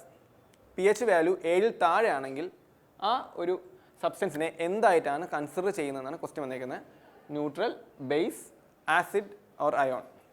നമുക്കറിയാമല്ലോ pH സ്കെയിൽ 1 മുതൽ 14 വരെയുള്ള ഒരു സ്കെയിലാണ് pH സ്കെയിൽ. ഇത് മറക്കാതിരിക്കാനുള്ള ഒരു ഐഡിയ ആണ്. നമ്മളിപ്പോൾ സീസ് മാറിപ്പോയി. ഇപ്പോൾ അറേബ്യൻ സീ ഏതാ, ബേ ഓഫ് ബംഗാൾ ഏതാന്ന് മാറിപ്പോകണ്ടെങ്കിൽ നമ്മൾ എയും ബി ഇട്ട് പഠിച്ചതുപോലെ തന്നെ ഇവിടെയും ഇത് ഓർത്താൽ മതി. സെൻട്രലാണ് 7 ഡിനോട്ട് ചെയ്യുന്നത് ന്യൂട്രൽ സബ്സ്റ്റൻസുകളാണ്. ന്യൂട്രൽ. ഇപ്പോൾ ഉദാഹരണത്തിന് പ്യുവർ വാട്ടർ ഒരു ന്യൂട്രൽ സബ്സ്റ്റൻസ് ആണ് അല്ലേ. അതിൻ്റെ pH വാല്യൂ 7 ആണ്. അപ്പോൾ 7ൽ താഴെയാകുമ്പോൾ ഇത് എന്താവും? A four acid. ആസിഡായി മാറും. ആസിഡ് കൺസിഡർ ചെയ്യപ്പെടും. 7ന് മേളിലേക്ക് പോകണമെങ്കിൽ 40 വരെ നോക്കിയാലോ, അതെന്തായി മാറും? ബേസ്. അപ്പോൾ ഇവിടെയും AB അതേപോലെ പഠിച്ചാൽ മതി. എന് മുകളിലാണെങ്കിൽ ബേസ് അല്ലെങ്കിൽ ആൽക്കലൈ സബ്സ്റ്റൻസ്. ഓക്കെ ആണല്ലോ, ഫൈൻ. ഇനി ഇതോടെ അപ്പോൾ ഇതിൻ്റെ ഉത്തരം ഏതാണ്? Is lower than 7. അപ്പോൾ ലോയർ ദാൻ 7 എന്താണ്? ആസിഡാണ്. ഓപ്ഷൻ സി ആണ് ആൻസർ, ആസിഡ്. ഓക്കെ ആണല്ലോ. ഇനി ഇതിനോട് ചേർത്ത് കുറച്ച് നമുക്ക് ഇൻഡിക്കേറ്റേഴ്സ് ഉണ്ട്, അതുകൊണ്ടൊന്ന് നോട്ട് ചെയ്യാം. ഇൻഡിക്കേറ്റേഴ്സ് എന്ന് വെച്ചാൽ ഇപ്പോൾ നമ്മൾ pH സ്കെയിൽ പറഞ്ഞു, അതുപോലെ ചില ഇൻഡിക്കേറ്റേഴ്സ് യൂസ് ചെയ്തിട്ട് ഈ സബ്സ്റ്റൻസ് ആസിഡ് ആണോ, ബേസ് ആണോ, അല്ലെങ്കിൽ ആൽക്കലി ആണോ എന്ന് പറയാൻ പറ്റും. Okay, for example phenolphthalein important ആയിട്ടുള്ള ഒരു ഇൻഡിക്കേറ്ററാണ് ഫിനോഫ്താലിൻ. ഫിനോഫ്താലിൻ്റെ പ്രത്യേകത ഇത് ആസിഡ് സബ്സ്റ്റൻസിൽ എന്തായാലും കളർലെസ് ആയിരിക്കും. ഇത് ബേസിലേക്ക് പോകുമ്പോൾ എന്തായി മാറും? ഇവിടെ ഇത് പിങ്ക് കളർ കാണിക്കും. സോ ഒരു ഇൻഡിക്കേറ്റർ ഫിനോഫ്താലിൻ ആദ്യം പറഞ്ഞു ആസിഡ് സൊല്യൂഷനിലെ കളർലെസ്സും ബേസിൽ എന്തായിട്ട് മാറും? ഇത് പിങ്ക് ആയിട്ട് മാറും. അടുത്ത ഇമ്പോർട്ടൻറ്റ് സാധനം ലിറ്റ്മസ് ആണ്. നിങ്ങൾക്ക് എല്ലാവർക്കും അറിയാം ലിറ്റ്മസ്. പക്ഷേ ഇതിൽ പലർക്കും കൺഫ്യൂഷൻ ആണ്. ബ്ലൂ ടു റെഡ് ആസിഡ് ആണോ അതോ റെഡ് ടു ബ്ലൂ ആണോ ആസിഡ്? ആക്ച്വലി ഇത് ബ്ലൂ ടു റെഡ് ആണ് ആസിഡ് എന്ന് പറയുന്നത്. ഓക്കെ, അപ്പോൾ ലിറ്റ്മസ് പേപ്പർ ഓരോ കളർ, ബ്ലൂ കളറുണ്ട്, റെഡ് കളറുണ്ട്. Blue colour litmus paper acid substance dip ചെയ്യുവാണെങ്കിൽ അതിൽ റെഡ് കളറായിട്ട് മാറുന്നത് കാണാൻ പറ്റും. Same goes vice versa. Red colour litmus paper blue colour ആകുന്നത് അതൊരു ബേസ് സബ്സ്റ്റൻസിൽ ഡിപ്പ് ചെയ്യുമ്പോഴായിരിക്കും. ഓക്കെ ആണല്ലോ. ഇതല്ലാണ്ട് വേറെ ഇൻഡിക്കേറ്റേഴ്സ് ഉണ്ട്, പക്ഷേ ഇതാണ് ഏറ്റവും മേജർ ആയിട്ടുള്ള ഇൻഡിക്കേറ്റേഴ്സ്. ഡയറക്റ്റ് ക്വസ്റ്റ്യൻ വരുന്ന ഒരു ടോപ്പിക്കാണ്. ഓക്കെ ആണല്ലോ. ശരി, അടുത്ത ക്വസ്റ്റിലേക്ക് പോവാം. 7ാമത്തെ question. From which country is the fundamental duties of the Indian constitution borrowed? ഏത് രാജ്യത്തു നിന്നാണ് നമ്മുടെ ഇന്ത്യൻ ഭരണഘടനയുടെ മൗലിക കർത്തവ്യങ്ങൾ, മാറിപ്പോയത് മൗലിക അവകാശങ്ങൾ ഫണ്ടമെൻ്റൽ റൈറ്റ്സ് ആണ്, ഫണ്ടമെൻ്റൽ ഡ്യൂട്ടീസ് ആണ്, മൗലിക കർത്തവ്യങ്ങൾ, മൗലിക കടമകൾ എന്നൊക്കെ പറയും. ഓപ്ഷൻ ഏതൊക്കെയാണ്? UK, USA, USSR, Australia. ഉത്തരം ഏതാണ്? USSR അഥവാ റഷ്യയാണ് ഉത്തരം. ഓക്കെ, അപ്പോൾ ഇതിൻ്റെ കൂടെ നമുക്ക് ഈ ബോറോ ചെയ്യുന്ന ഇന്ത്യൻ കോൺസ്റ്റിറ്റ്യൂഷനിൽ ബോറോ ചെയ്യുന്ന നമ്മൾ കടം വാങ്ങിയെന്നല്ലോ. നമുക്ക് കടം വാങ്ങിയെന്ന് വെച്ചാൽ നമ്മൾ പോയി കടം മേടിച്ചല്ലോ, നമ്മൾ അവരുടെ നിന്ന് ബെറ്റർ ഐഡിയാസ്. BR അംബേദ്കർ നമ്മുടെ ഫാദർ ഓഫ് ഇന്ത്യൻ കോൺസ്റ്റിറ്റ്യൂഷൻ. അപ്പോൾ അദ്ദേഹവും അദ്ദേഹത്തിൻ്റെ ടീമും ഇത് പ്രിപ്പയർ ചെയ്ത സമയത്ത് ബെറ്റർ ആയിട്ടുള്ള ഐഡിയാസ് പലയിടത്തു നിന്നും കളക്ട് ചെയ്തിട്ട് അതൊക്കെ ഇവിടെ ഇംപ്ലിമെൻറ്റ് ചെയ്യുമായിരുന്നു. ഓക്കെ, അപ്പോൾ ഒരുപാട് നാളെടുത്തിട്ടാണ് നമ്മുടെ കോൺസ്റ്റിറ്റ്യൂഷൻ ഉണ്ടാക്കിയത്. അപ്പോൾ അതിൽ തന്നെ ഓരോ രാജ്യത്തു നിന്നും എടുത്ത ഏതൊക്കെയാണ് നമ്മുടെ ടോപ്പിക്സിൽ പഠിക്കാനുണ്ട്. അപ്പോൾ അതിൽ ഇമ്പോർട്ടൻ്റ് ആയിട്ടുള്ള കുറച്ച് കാര്യങ്ങൾ നോക്കാം. അതിന് മുന്നേ ഫണ്ടമെൻ്റൽ ഡ്യൂട്ടീസ്, പോളിറ്റിയിലെ ഇമ്പോർട്ടൻ്റ് ഒരു ടോപ്പിക്കാണ് ഫണ്ടമെൻ്റൽ ഡ്യൂട്ടീസ്. ഫണ്ടമെൻ്റൽ ഡ്യൂട്ടീസ് നമ്മുടെ അറിയാലോ, ആർട്ടിക്കിൾ ഏതാണെന്ന് ചോദ്യം വരാം ഡയറക്റ്റ് ആയിട്ട്. ആർട്ടിക്കിൾ 51A ആണ് ഫണ്ടമെൻ്റൽ ഡ്യൂട്ടീസ്. ഇപ്പോൾ ശ്രദ്ധിക്കേണ്ട കാര്യം, നമ്മുടെ ഇന്ത്യൻ കോൺസ്റ്റിറ്റ്യൂഷൻ ആദ്യമായിട്ട് നമുക്ക് ഉണ്ടാക്കിയ സമയത്ത് ഫണ്ടമെൻ്റൽ ഡ്യൂട്ടീസ് എന്ന പാർട്ട് ഇല്ലായിരുന്നു. ഇത് പിന്നെ ആഡ് ചെയ്യപ്പെടുകയായിരുന്നു. ഇതിൻ്റെ പാർട്ടും കൂടെ ആഡ് ചെയ്യട്ടെ. പാർട്ട് 4A ആണ്. ഇതും ഇമ്പോർട്ടൻ്റ് ആണ്. ഓക്കെ, അപ്പോൾ ഇത് കോൺസ്റ്റിറ്റ്യൂഷൻ ഉണ്ടാക്കിയപ്പോൾ ഫണ്ടമെൻ്റൽ ഡ്യൂട്ടീസ് ഇല്ലായിരുന്നു, പിന്നെ ഇത് ആഡ് ചെയ്യപ്പെടുകയായിരുന്നു. ആ ആഡ് ചെയ്യപ്പെട്ട അമെൻമെൻറ്റും ചോദിക്കാം. 42nd amendment, 42nd constitutional amendment act ആണ്. വർഷവും ഇമ്പോർട്ടൻ്റ് ആണ്, 1976 ആണ്. 42ാമത് കോൺസ്റ്റിറ്റ്യൂഷൻ അമെൻമെൻറ്റ് ആക്ട്. ഈ ആക്ടിന് പ്രത്യേകത എന്താണെന്ന് വെച്ചാൽ ഈ ഒരു ഫണ്ടമെൻ്റൽ ഡ്യൂട്ടീസ് മാത്രമല്ല അമെൻഡ് ചെയ്തത്. ഓക്കെ, ഇതിൻ്റെ കൂടെ മറ്റ് പല കോൺസ്റ്റിറ്റ്യൂഷനും എഡിറ്റ് ചെയ്യപ്പെടുകയുണ്ടായി. അതുകൊണ്ട് തന്നെ ഈ 42nd അമെൻമെൻറ്റിനെ ഒരു പേരിട്ട് വിളിക്കും. That is mini constitution. Mini constitution. Okay ആണല്ലോ. അത് ഇമ്പോർട്ടൻ്റ് ആണ്, നോട്ട് ചെയ്ത് വെക്കണം. ഓക്കെ, ഇനി നമുക്ക് ബാക്കിയുള്ള ഓപ്ഷൻസിൽ ഏതൊക്കെ രാജ്യങ്ങളുണ്ട്, അവിടെ നിന്ന് എന്തൊക്കെയാണ് നമ്മൾ കടം വാങ്ങിയതെന്ന് നമുക്ക് നോക്കാം. ഏതൊക്കെയാണ്? ഫസ്റ്റത്തെ ഓപ്ഷൻ ഏതായിരുന്നു? UK ആയിരുന്നു അല്ലേ? UK. സോ UK അഥവാ ബ്രിട്ടൻ. UK നമ്മൾ എന്താ കടം വാങ്ങി? എന്തൊക്കെ കടം വാങ്ങി? ഇമ്പോർട്ടൻ്റ് ആയിട്ടുള്ള 1-2 കാര്യങ്ങൾ ഞാൻ പറയാം. ആദ്യത് പാർലമെൻ്ററി സിസ്റ്റം. പാർലമെൻ്ററി സിസ്റ്റം നമ്മൾ ബ്രിട്ടനിൽ നിന്ന് അല്ലെങ്കിൽ UK നിന്ന് കടം വാങ്ങിയതാണ്. അടുത്ത റൂൾ ഓഫ് ലോ. എന്താണ് റൂൾ ഓഫ് ലോ? നിയമവാഴ്ച. വ്യക്തികൾക്കല്ല പ്രാധാന്യം, മറിച്ച് നിയമത്തിനാണ്. അതാണ് നിയമവാഴ്ച. നമ്മുടെ ഇന്ത്യയിലെ നിയമവാഴ്ചയാണ്, നിയമത്തിനാണ് ഇമ്പോർട്ടൻസ്, വ്യക്തികൾക്കല്ല. So rule of law, parliamentary system. അവിടെ ഇമ്പോർട്ടൻസ് പറയുമ്പോൾ ഒരു ക്രൈസിസ് വരുമ്പോൾ അവിടെ ലോ ആണ്, എല്ലാവർക്കും ഒരേപോലെ ലോ ഈക്വലി ആപ്ലിക്കബിൾ ആണെന്നാണ് അതിൻ്റെ മീനിങ്. ഓക്കെ, ഇപ്പോൾ UK കഴിഞ്ഞു. അടുത്ത് പോകുന്നത് എന്താ? USA അല്ലെങ്കിൽ അമേരിക്ക. അമേരിക്ക ഞാൻ പഠിക്കാൻ എളുപ്പം തന്നെ FR/JR. FR and JR. എന്തൊക്കെയാണ് FR ഉം JR ഉം? FR സ്റ്റാൻഡ്സ് ഫോർ അറിയാലോ, ഫണ്ടമെൻ്റൽ റൈറ്റ്സ്. ഇതാണ് നമ്മൾ ആദ്യം ഞാൻ സൂചിപ്പിച്ച മൗലിക അവകാശങ്ങൾ. ഓരോ വ്യക്തികൾക്കും ഇന്ത്യ എന്ന് പറയുന്ന മഹാരാജ്യത്ത് ജീവിക്കുമ്പോൾ ചില മൗലിക അവകാശങ്ങളുണ്ട്. ഓക്കെ, അത് വയലേറ്റ് ചെയ്യപ്പെടുമ്പോൾ നമുക്ക് കോർട്ടിനെ സമീപിക്കാം. ഓക്കെ, സോ അതാണ് FR അല്ലെങ്കിൽ fundamental rights. JR stands for judicial review. Judicial review എന്ന് പറയുന്ന കാര്യം നമ്മൾ എടുത്തുള്ളത് എവിടെ നിന്നാണ്? USA അല്ലെങ്കിൽ അമേരിക്കയിൽ നിന്നാണ്. ഓക്കെ, ഇനിയുണ്ടല്ലോ ഒരു ഓപ്ഷൻ. നമ്മൾ USSR നമ്മൾ പറഞ്ഞു ഫണ്ടമെൻ്റൽ ഡ്യൂട്ടീസ് എടുത്തിട്ടുള്ളത് അവിടെ നിന്നാണെന്ന് പറഞ്ഞു. ഫണ്ടമെൻ്റൽ ഡ്യൂട്ടീസ് മാത്രമല്ല, വേറൊരു കാര്യം എടുത്തിട്ടുണ്ട് ഇമ്പോർട്ടൻ്റ് ആയിട്ട്. 5-year പ്ലാൻസ്, പഞ്ചവത്സര പദ്ധതികൾ നമ്മൾ എടുത്തിട്ടുള്ളത് 1951 മുതലാണ് നമ്മൾ എന്ത് സ്റ്റാർട്ട് ചെയ്തത്? 5-year പ്ലാൻ സ്റ്റാർട്ട് ചെയ്യുന്നത് അല്ലേ?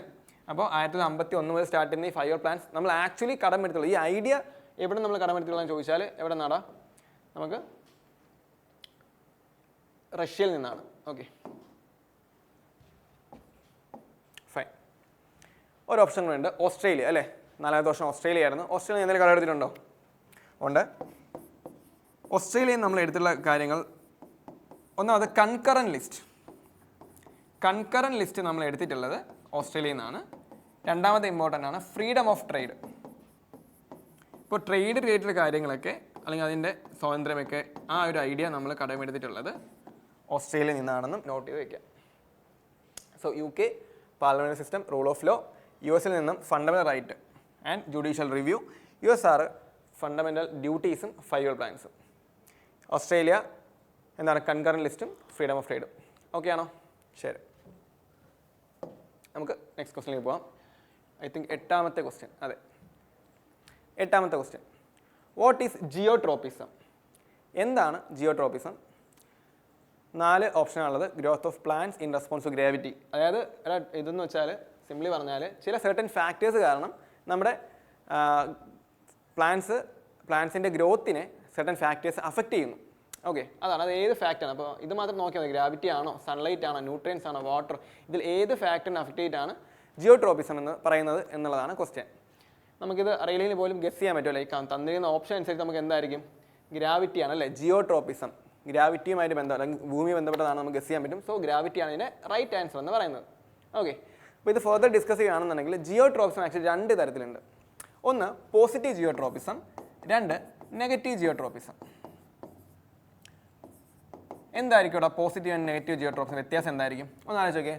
നമ്മുടെ ഒരു പ്ലാന്റ് കണക്കെടുത്ത് അതിൻ്റെ റൂട്ട് നമ്മൾ കൺസിഡർ ചെയ്യുകയാണെന്നുണ്ടെങ്കിൽ റൂട്ട് പോകുന്നത് എങ്ങോട്ടേക്കാണ് അല്ലേ? ഭൂമിയിലേക്കാണ് അല്ലെങ്കിൽ മണ്ണിൽ ആഴത്തിലേക്കാണ്. It acts towards gravity. അപ്പോൾ ഗ്രാവിറ്റിയിലേക്ക് ആക്ട് ചെയ്യുന്ന ട്രോപ്പിസം, ജിയോട്രോപ്പിസത്തെ വിളിക്കുന്ന പേരാണ് പോസിറ്റീവ് ജിയോട്രോപ്പിസം. മറിച്ച് അതിൻ്റെ ശിഖരങ്ങൾ അല്ലെങ്കിൽ അതിൻ്റെ ഷൂട്ട്സ് പോകുന്നത് എങ്ങോട്ടാണ്? ഷൂട്ട്സ് പോകുന്നത് സൺലൈറ്റിലേക്ക് അല്ലെങ്കിൽ പുറത്തേക്കാണ്. അത് ഗ്രാവിറ്റിക്ക് എഗെയിൻസ്റ്റ് ആണ്. സോ ഗ്രാവിറ്റിക്ക് എഗെയിൻസ്റ്റ് ആയിട്ട് വർക്ക് ചെയ്യുന്ന ജിയോട്രോപ്പിസമാണ് നെഗറ്റീവ് ജിയോട്രോപ്പിസം. ഓക്കെ ആണല്ലോ? ഇവിടെ ഷൂട്ട്സ് നമുക്ക് എക്സാമ്പിൾ എന്ത് പറയാം? റൂട്ട്സ് പറയാം.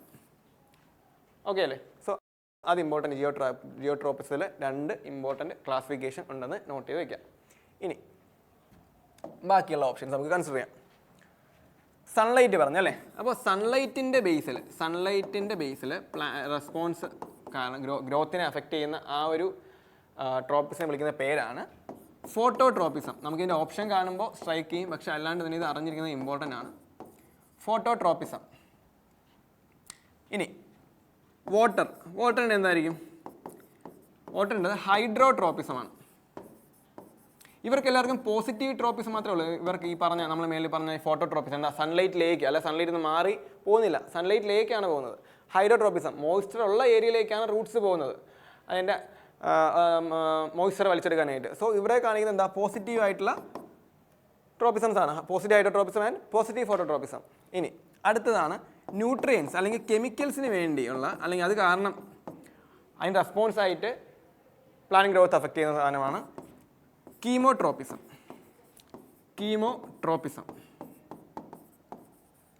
ഓക്കെ, ഇനി ഓപ്ഷൻ ഇല്ലാത്ത ഒരു ടേമും കൂടെ ഞാൻ പരിചയപ്പെടുത്താം.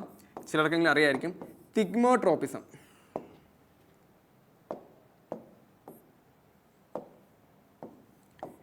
THIGMO, തിഗ്മോട്രോപ്പിസം. ഇതെന്താണെന്ന് വെച്ചാൽ നമ്മൾ വള്ളിച്ചെടികൾ കണ്ടിട്ടുണ്ട്. വള്ളിച്ചെടികളിൽ ഇങ്ങനെ ഒരു സ്പ്രിങ് പോലത്തെ ഒരു സാധനം ഉണ്ട് അല്ലേ? എന്താ ഇതിനെ വിളിക്കുന്ന പേരാണ് ടെൻഡ്രിൽസ്. ഈ ടെൻഡ്രിൽസ് പല സപ്പോർട്ടിന് വേണ്ടിയിട്ട് വേറെ മരത്തിലോ ചെടിയിലോ ഒക്കെ അറ്റാച്ച് ചെയ്യും. ഇങ്ങനെ സപ്പോർട്ട് സിസ്റ്റത്തിന് വേണ്ടിയിട്ട് പ്ലാന്റ് ഗ്രോത്ത് മാറി വളരുന്ന ആ ഒരു ഫിനോമിന അല്ലെങ്കിൽ ആ ഒരു അതിനെ വിളിക്കുന്ന ആ ഒരു ടേമാണ് തിഗ്മോട്രോപ്പിസം. എന്താണ്? Support system tendrils. Correct definition പഠിച്ചില്ലെങ്കിലും ഇമ്പോർട്ടൻ്റ് ആയിട്ട് അതിന് എന്താണെന്നുള്ളത് അറിഞ്ഞിരിക്കണം. നമുക്ക് ഓപ്ഷൻ എന്ത് ചെയ്യാൻ പറ്റണം? പിക്ക് ചെയ്യാൻ പറ്റണം. ഓക്കെ ആണല്ലോ? സോ സൺലൈറ്റിൻ്റെ ഫോട്ടോട്രോപ്പിസം ആണ്, വാട്ടറിൻ്റെത് ഹൈഡ്രോട്രോപ്പിസം, ന്യൂട്രിയൻ്റെ കീമോട്രോപ്പിസം. ന്യൂട്രിയൻസ് അല്ലെങ്കിൽ കെമിക്കൽസ്, ആ ഒരു ചിലപ്പോൾ ഓപ്ഷനിൽ കെമിക്കൽ എന്നായിരിക്കും പറഞ്ഞത്, അപ്പോൾ മാറിപ്പോരുത്. തിഗ്മോട്രോപ്പിസം എന്താണ്? ടെൻഡ്രിൽസ് അല്ലെങ്കിൽ സപ്പോർട്ട് സിസ്റ്റത്തിന് വേണ്ടിയിട്ട് പ്ലാന്റ് ഗ്രോത്ത് ചേഞ്ച് ആവുന്ന ആ ഒരു അതിന് വിളിക്കുന്ന പേരാണ് തിഗ്മോട്രോപ്പിസം. ഓക്കെ ആണല്ലോ? ശരി, അടുത്ത സ്ലൈഡിലേക്ക് പോകാമല്ലോ.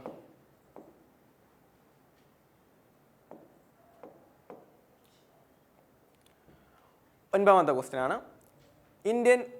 ഇന്ത്യൻസ് നാഷണൽ മോട്ടോ അല്ലെ, ഇന്ത്യയുടെ ദേശീയ മോട്ടോ ആയിട്ടുള്ള സത്യമേവ ജയതേ അഥവാ truth alone triumphs is a mantra from the ancient Indian scripture.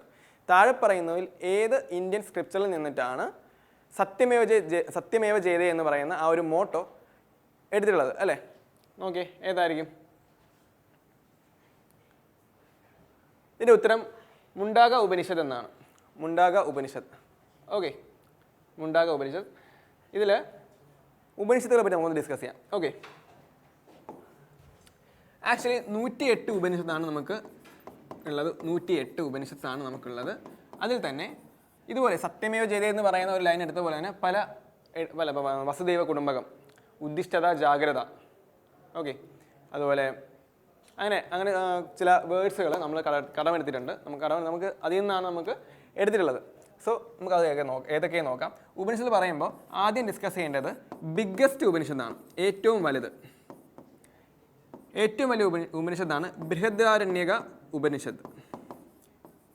Brihadaranyaka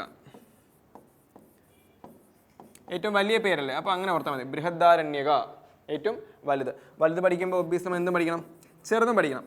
smallest എന്ന് പറയുന്നത് മാണ്ഡൂക്യയാണ്. മാണ്ഡൂക്യ ഉപനിഷത്ത്. മാണ്ഡൂക്യ ഉപനിഷത്ത്. ഓക്കെ ആണോ? ശരി. 108 ഉപനിഷത്തുള്ളതെന്ന് പറഞ്ഞു. വലുതേതാ ചെറുതേതാണെന്നും പറഞ്ഞു. ഓക്കെ, ഇനി സത്യമേവ ജയതേ എവിടെ നിന്നാണ് കടമെടുത്തിട്ടുള്ളത്? ഇപ്പോൾ പറഞ്ഞതാണ് മാണ്ഡൂക ഉപനിഷത്ത്. അതുപോലെ വസുദൈവ കുടുംബകം. വസുദൈവ കുടുംബകം. വസുദൈവ കുടുംബകം എന്ന് പറയുന്ന ആ ഒരു ലൈൻ എടുത്തിട്ടുള്ളത് ആക്ച്വലി മഹാ ഉപനിഷത്ത് എന്നാണ്. മഹാ ഉപനിഷത്ത്. ഓക്കെ, മഹാ ഉപനിഷത്ത്. വസുദൈവ കുടുംബകം, മഹാ ഉപനിഷത്ത്. അതുപോലെ കഠോപനിഷത്ത്. കഠോപനിഷത്ത് ഇതിനെ കോഡുണ്ട്, നല്ല വിയേർഡ് കോഡ്സ് ആണ്. പറയുമ്പോൾ ശരിയാണ്, പക്ഷെ നമ്മൾ എത്ര വിയേർഡ് ആവുന്നോ അത്രയും റീറ്റെയിനിങ് നമ്മൾ ഓർത്തിരിക്കാനുള്ള സാധ്യത കൂടുതലാണ്. കഠോപനിഷത്ത്. കഠോപനിഷത്ത് നേരത്തുള്ള ലൈൻ ഏതാ? ഉദ്ദിഷ്ടത, ജാഗ്രത. ഉദ്ദിഷ്ടത, ജാഗ്രത. ഓക്കെ, എടാ ഇതെങ്ങനെ ഓർക്കാന്ന് വെച്ചാൽ ഇവിടെ പല കോഡുണ്ട്. വാസുവണ്ണൻ മഹാനാണ്, അതതിൻ്റെ കോഡ്. വസുദൈവ കുടുംബകം മഹാ ഉപനിഷത്താണ്. ഇതിലെ വാസു പിടിക്കുക, വസുദേവിൻ്റെ വാസു പിടിക്കുക, മഹാ ഉപനിഷത്ത് മഹാ. വാസുവണ്ണൻ മഹാനാണ്, അങ്ങനെ ഓർത്തിരിക്കുക. കഠോപനിഷത്ത് അടുത്തുള്ളത് ഉദ്ദിഷ്ടത, ജാഗ്രത. ഇത് പറയാൻ തന്നെ നല്ല കടുപ്പമാണ് അല്ലേ? പറയാൻ നല്ല കടുപ്പമാണ്. അപ്പോൾ എന്ത് ചെയ്യുക? കഠോപനിഷത്ത്. കഠോപനിഷത്ത്. ഓക്കെ ആണല്ലോ? GK പഠിക്കുമ്പോൾ ഇങ്ങനെ കുറച്ച് ട്രിക്കുകളൊക്കെ ഉണ്ടെങ്കിൽ മാത്രമേ നമുക്ക് റീറ്റെയിൻ ചെയ്യാൻ, ഓർത്തിരിക്കാനായിട്ട് പറ്റത്തുള്ളൂ. ഓക്കെ ആണല്ലോ? ശരി. നമ്മൾ ഓപ്ഷനിൽ വിട്ടുപോയ ഓപ്ഷനാണ് ഋഗ്വേദ. ഋഗ്വേദ വളരെ ഇമ്പോർട്ടൻ്റ് ഉള്ള വേദയാണ്. അപ്പോൾ കുറച്ച് വേദാസ് കൂടെ നമുക്ക് ഡിസ്കസ് ചെയ്യാം ഇതിൻ്റെ കൂടെ. എഗെയിൻ ഞാൻ ആദ്യമേ പറഞ്ഞതുപോലെ ജസ്റ്റ് ക്വസ്റ്റ്യൻ ആൻഡ് ആൻസർ മാത്രം പറഞ്ഞു പോയി നമ്മൾ പഠിച്ചു പോയിട്ട് കാര്യമില്ല. നമുക്ക് എക്സാമിന് അത്രയ്ക്ക് പ്രിപ്പയർഡ് ആണെന്നുണ്ടെങ്കിൽ ഓപ്ഷനും കൂടെ അനലൈസ് ചെയ്ത് നമുക്ക് ഓൾറെഡി പഠിക്കാനുള്ള റെലവൻ്റ് ആയിട്ടുള്ള ഓപ്ഷൻ ആണെങ്കിൽ ആ ഡാറ്റയും കൂടെ എന്ത് ചെയ്യണം, നമുക്ക് പഠിക്കേണ്ടതായിട്ടുണ്ട്. സോ നമുക്ക് ഒന്ന് റിവൈസ് ചെയ്യാം. വേദാസ്. വേദാസ് ഇമ്പോർട്ടൻ്റ് ആയിട്ട് 4 വേദാസാണ് നമുക്കുള്ളത്. ഇന്ത്യയിൽ ഇമ്പോർട്ടൻ്റ് ആയിട്ട് 4 വേദാസാണ്. ആദ്യത്തെ വേദമാണ് ഋഗ്വേദ. ഋഗ്വേദയിൽ 1028, ഓർക്കാൻ എളുപ്പത്തിന് അങ്ങനെ പറയുന്നത് 1028, 1028 ഹിംസ് അഥവാ സൂക്തങ്ങളാണ് ഉള്ളത്.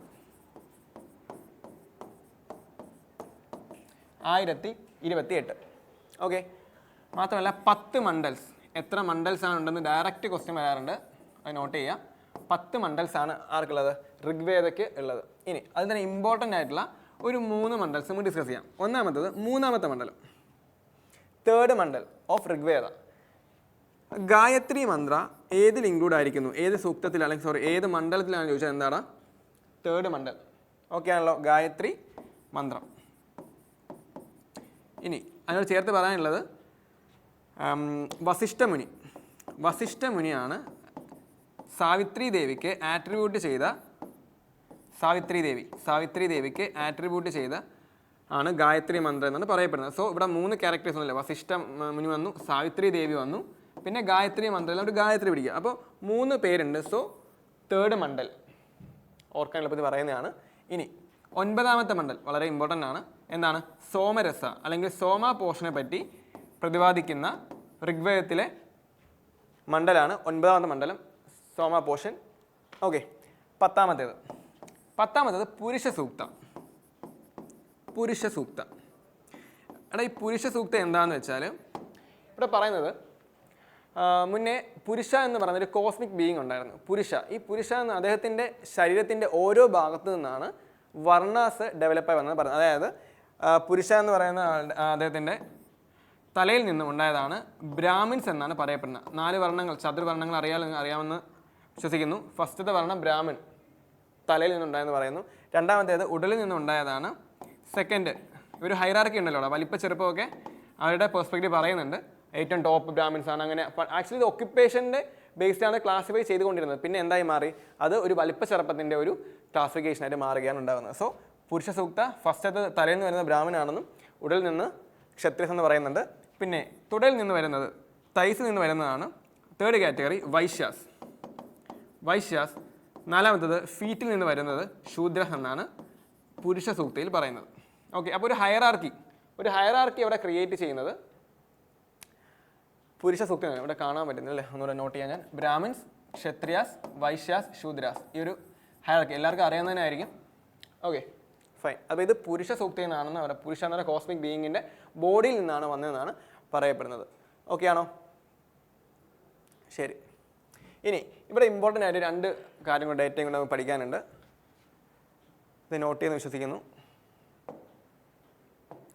ഋഗ്വേദയിലെ ഏറ്റവും ആദ്യത്തെ word, first word in Rigveda എന്ന് ചോദിച്ചാൽ അത് അഗ്നിയാണ്. ഫസ്റ്റ് വേർഡ് അഗ്നി. ഏറ്റവും റിപ്പീറ്റ് ചെയ്തിട്ടുള്ള വേർഡ്, മോസ്റ്റ് റിപ്പീറ്റഡ് വേർഡ്, അത് ഓമാണ്. ഓം. അത് രണ്ടും ഇമ്പോർട്ടൻ്റ് ആയി നോട്ട് ചെയ്ത് വയ്ക്കുക, ക്വസ്റ്റ്യൻ വന്നിട്ടുള്ളതാണ്. ഫൈൻ. നമുക്ക് ഋഗ്വേദം മാത്രമല്ല 3 വേഴ്സ് വേറെ ഉണ്ട്, അതും കൂടെ ഒന്ന് ഡിസ്കസ് ചെയ്യാം. രണ്ടാമത്തെ ഇമ്പോർട്ടൻ്റ് വേദ പറയാനുള്ളത്, ഇതിന് ഓർഡറൊന്നുമില്ല പക്ഷെ പഠിച്ചു വയ്ക്കുക. സാമവേദ നമ്മൾ നേരത്തെ പറയാം. ഋഗ്വേദ ആക്ച്വലി ഞാൻ പറയാൻ വിട്ടുപോയ ഡാറ്റ, ഇത് ഓറലി ആണ്. അതായത് വാമൊഴിയായിട്ടാണ് ഇത് ട്രാൻസ്ഫർ ചെയ്ത് വരുന്നത്. ഇത് വാമൊഴിയായി ട്രാൻസ്ഫർ ചെയ്യുമ്പോൾ അതിന് വാമൊഴിയായിട്ട് പറയാൻ, ചാൻറ്റ് ചെയ്യാൻ വേണ്ടി നിർമ്മിച്ച ഒരു വേദയാണെന്നാണ് പറയപ്പെടുന്നത് സാമവേദ. അതിൽ സ ഫോർ സംഗീതം, അതായത് മ്യൂസിക്കൽ ചാൻസ്. ഓർത്ത് വയ്ക്കാൻ എളുപ്പത്തിൽ പറയുന്നതാണ്. മ്യൂസിക്കൽ ചാൻസ് ഒക്കെയാണ് സാമവേദത്തിൻ്റെ ഉള്ളടക്കം എന്ന് പറയുന്നത്. ഓക്കെ ആണ്. മ്യൂസിക്കൽ ചാൻസ് പറയുമ്പോൾ അതിൻ്റെ കൂടെ നമുക്ക് 2 സ്ട്രാറ്റജിക്കൽ ഫാക്ടോടെ നോക്കാം.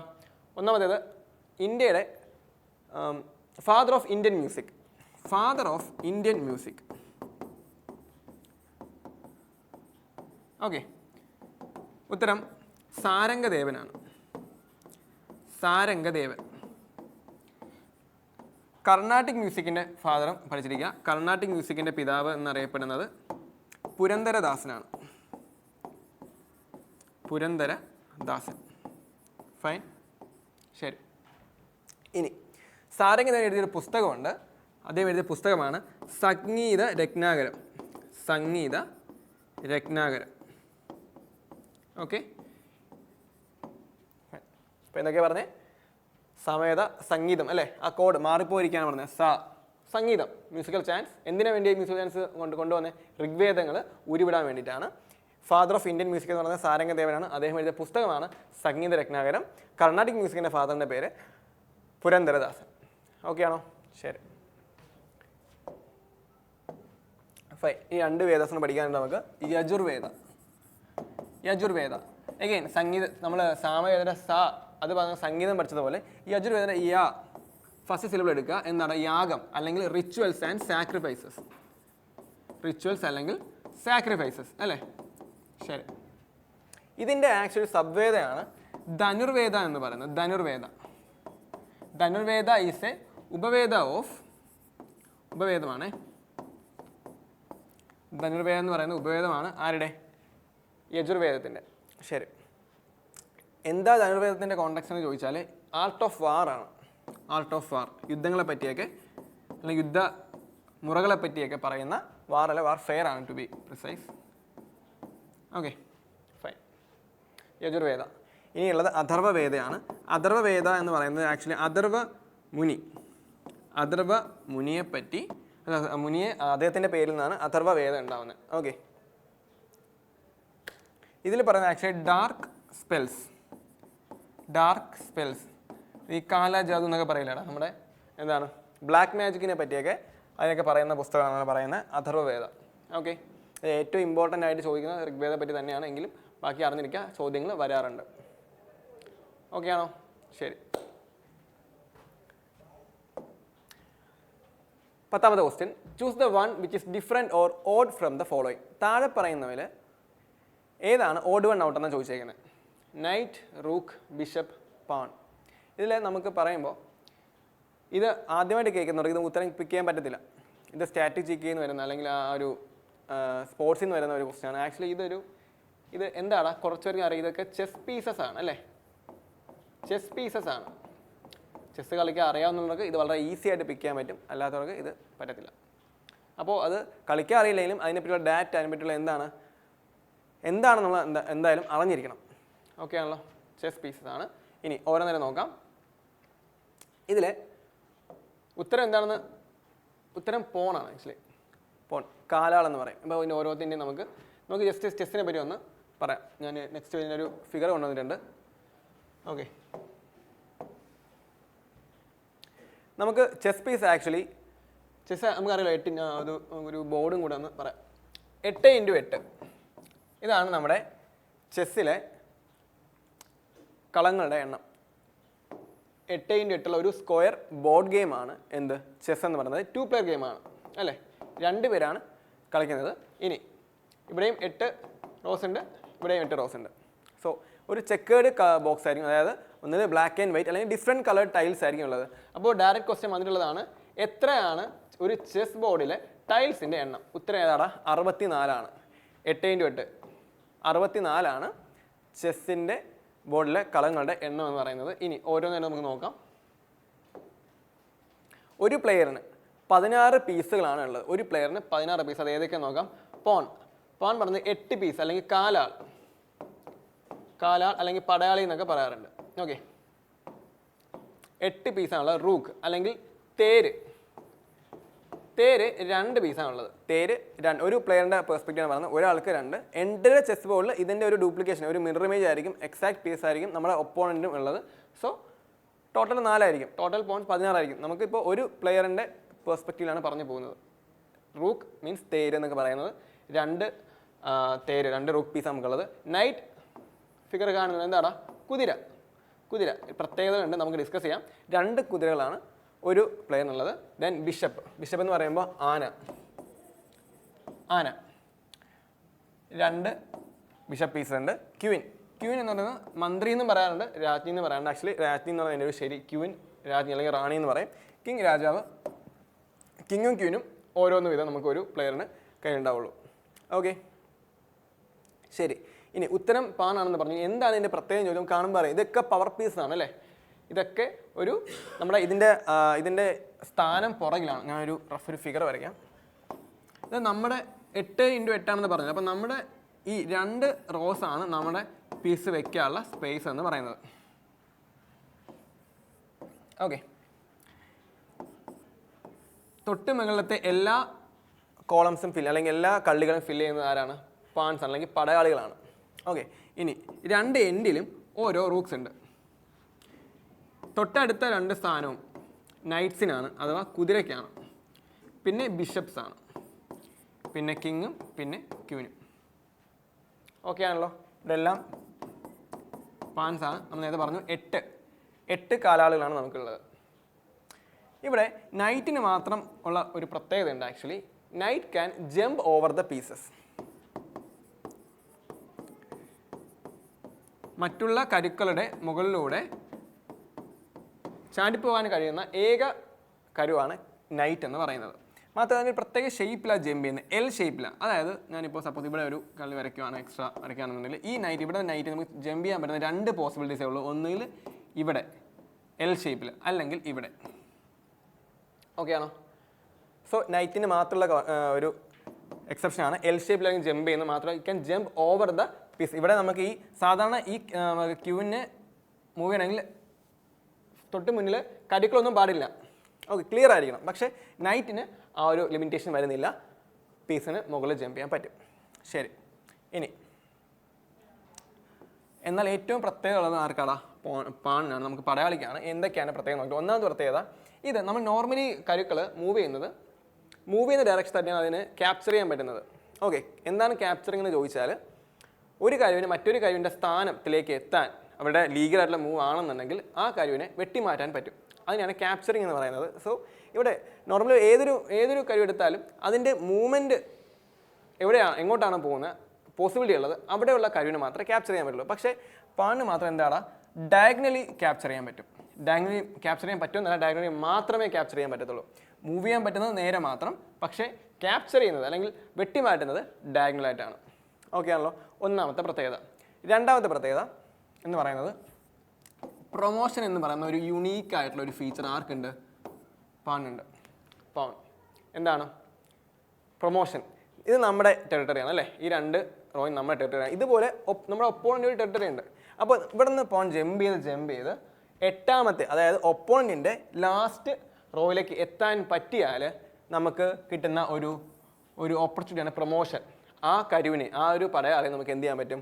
ഇഷ്ടമുള്ള പീസായിട്ട് പ്രൊമോട്ട് ചെയ്യാൻ പറ്റും. എക്സെപ്റ്റ് കിങ് ഒന്നേ ഉണ്ടാവുള്ളൂ അറ്റ് എ ടൈമിൽ. കിങ് തോൽക്കുമ്പോഴാണ് ചെക്ക്മേറ്റ് ആവുന്നത്. സോ കിങ് അല്ലാണ്ട് ബാക്കി ഏതൊരു കരുവായിട്ടും നമ്മുടെ ചോയ്സാണ്, നമുക്ക് എന്ത് ചെയ്യാൻ പറ്റും? അപ്ഗ്രേഡ് അല്ലെങ്കിൽ പ്രൊമോട്ട് ചെയ്യാൻ പറ്റും. അതാണ് പാണിൻ്റെ പ്രത്യേകത. ഓക്കെ ആണല്ലോ. ഇനി ഒരു ടൈം പറയാനുള്ളത് കാസ്ലിംഗ്. പ്രീവിയസ് ക്വസ്റ്റ്യൻ ആണ്. കാസ്ലിംഗ് എന്ന് പറയുന്നത് ഏത് സ്പോർട്ട് അല്ലെങ്കിൽ എന്തുമായി ബന്ധപ്പെട്ടിരിക്കുന്നു എന്നുള്ളതാണ്.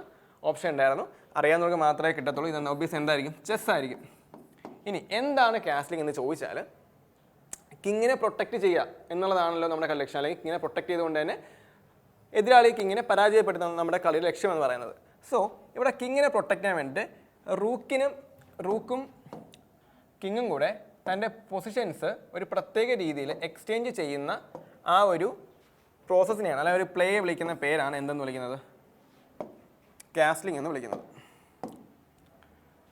റൂക്കിനെ റൈറ്റ്സിലേക്ക് എടുത്തുകൊണ്ട് കിങ്ങിനെ പ്രൊട്ടക്റ്റ് ചെയ്യുന്ന ഒരു പ്രത്യേക മൂവാണ് ഈ കാസ്ലിങ്ങിൻ്റെ പ്രത്യേകത. Castling is the only move എന്താണ്, രണ്ട് കരുക്കൾ അറ്റ് എ ടൈം മൂവ് ചെയ്യുന്നത്. ബാക്കി ഏതിന് മൂവ് എടുത്താലും അറ്റ് എ ടൈം ഒരു കരു മാത്രമേ മൂവ് ചെയ്തുള്ളൂ. പക്ഷേ കാസ്ലിംഗിന് മാത്രം ഒരു പ്രത്യേക കഴിവ് എന്താണ്, രണ്ട് കരുകൾ അറ്റ് എ ടൈം മൂവ് ചെയ്യും. അതായത് കിങ്ങിനെ ഇവിടത്തേക്ക് കോർണറിലേക്ക് കൊണ്ടുവന്ന് പ്രൊട്ടക്റ്റ് ചെയ്യാനുള്ള ഒരു മൂവാണ്. ഓക്കെ, ഇത് അഗെയിൻ നമ്മൾ കിങ്ങിനെ നൈറ്റിൻ്റെ പറഞ്ഞ പോലെ നൈറ്റിന് ജമ്പ് ഓവർ പീസ്. പക്ഷേ ഇവിടെ എന്താണ്, ഇവിടെയും പീസ് പാടില്ല, ഇവിടെ കാലിയായിരിക്കണം. എങ്കിൽ മാത്രമേ എന്ത് ചെയ്യാൻ പറ്റത്തുള്ളൂ? എക്സ്ചേഞ്ച് അല്ലെങ്കിൽ ആ ഒരു മൂവ് ചെയ്യാനായിട്ട് പറ്റത്തുള്ളൂ. ഓക്കെ അല്ലേ? സോ ഇതാണ് നമ്മുടെ ചെസ്സിനെ പറ്റി പറയാനുള്ളത്. ഒരു ബ്രീഫ് ഐഡിയകളും കിട്ടിയെന്ന് വിശ്വസിക്കുന്നു.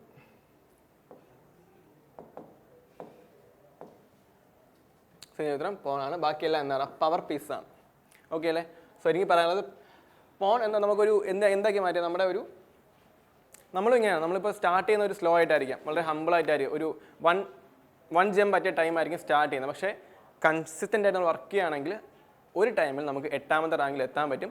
നമുക്ക് ഇഷ്ടമുള്ള പീസായിട്ട് പ്രൊമോട്ട് ചെയ്യാനും പറ്റും. സോ ഈ ഒരു ജേർണിയിൽ വരാന്ത റേസ് നിങ്ങളെ കൂടെ തന്നെ കാണും. ലാസ്റ്റ് റൗണ്ട് റിവിഷനായിട്ട് ഇപ്പോൾ നമ്മൾ ഓൺഗോയിങ് ആണ്. Keep watching. നമുക്ക് ഇനിയും വരും ദിവസങ്ങളിൽ എക്സാമിൻ്റെ തലേന്ന് വരെ തന്നെ നമുക്ക് അതിൻ്റെ ലൈവ് സീരീസ് പോകുന്നുണ്ടായിരിക്കും. സോ നിങ്ങൾ മുടക്കാതെ തന്നെ റെഗുലറായിട്ട് തന്നെ പഠിക്കാൻ ശ്രമിക്കുക. കൺസിസ്റ്റൻ്റ് ആയിട്ട് തന്നെ വർക്ക് ചെയ്താൽ നിങ്ങൾ ഉദ്ദേശിക്കുന്ന റിസൾട്ട് ഉദ്ദേശിക്കുന്ന ടൈമിൽ നിങ്ങൾക്ക് ലഭിക്കുന്നതായിരിക്കും. Okay, so thank you for watching Veranda Race. കാണാം നമുക്ക്.